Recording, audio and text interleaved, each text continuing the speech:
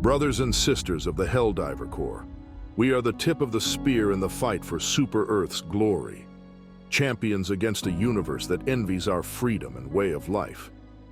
Each one of us, a paragon of valor, united under a banner of unyielding courage, facing down the alien menace with a steadfast heart and an unbreakable will.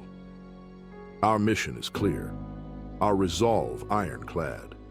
We obliterate our foes with the fury of 1,000 suns, leaving only ashes in our wake. Yet, amidst our illustrious ranks there lurks a blight, a disgrace to the uniform we wear with pride.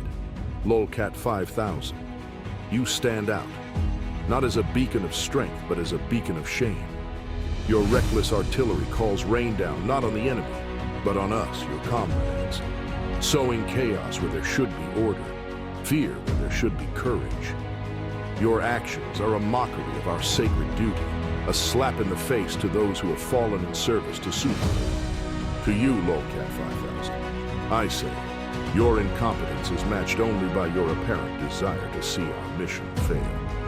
You are a walking calamity, a danger to yourself and to all who are unfortunate enough to share the battlefield. If there is a shred of honor left in you, you will cease your fight, lest you find yourself on the receiving end of the very wrath you so carelessly invoked. Let this be a warning to all who would follow in Lolcat 5000's misguided footsteps. There is no place among us for those who do not hold our cause, our values, and our team above all else. We are Helldivers, the elite protectors of Super Earth, and we will tolerate no weakness, no folly, no Lolcat 5000s in our ranks. For the glory of Super Earth, we march on, stronger, fiercer, and united. Except for Lolcat 5000. Get it together, or get out.